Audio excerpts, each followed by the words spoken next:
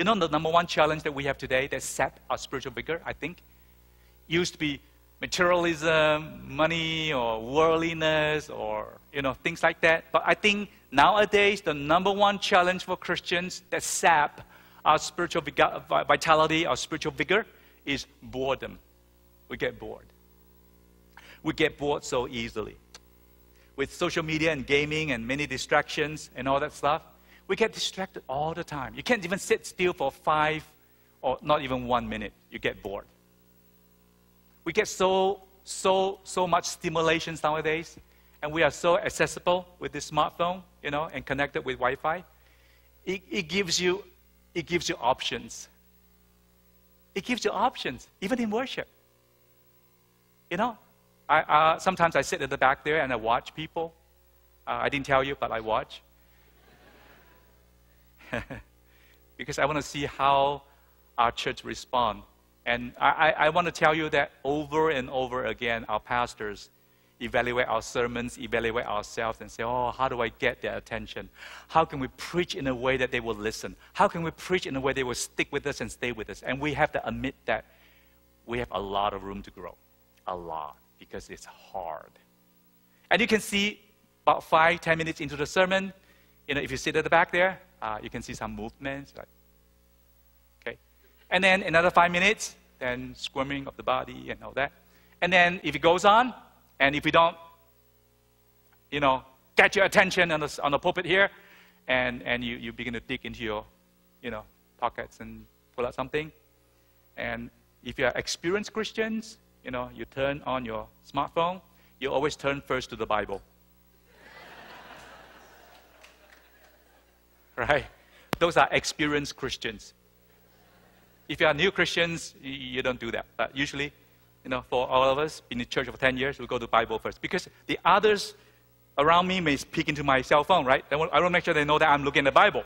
Okay? And look at the speaker and Bible and speaker and Bible. But it takes a while, like another 5 minutes. And then you begin to wonder.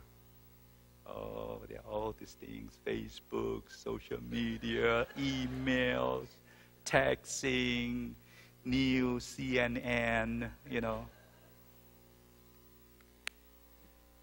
I think modern men and women are so programmed by someone out there to create this yearning, this ever addiction and yearning for information.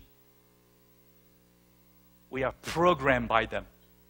That when you put yourself in a quiet moment for 1, 2, 3 minutes, you get restless. Like, why do I waste my time here? Why do I just sit here? Let me do something. Okay, it's all here. It takes you all over the world. It gives you an update on Hurricane Irma. It gives you an update on new hurricanes being formed in Caribbean, area. It tells you what happened, most updated thing in London, underground railway bombing, and how many more people get caught. Okay, it gives you all this more interesting and most updated thing. And there is an anxiety that if I don't get the most updated things, I'm backward. I'll be in trouble. I didn't know all this stuff. What will happen to me? We are all addicted. Me included. Because when I sat at the back there for 10 minutes, I felt the same thing. The temptations, And then as a pastor, Bible first, of course, right?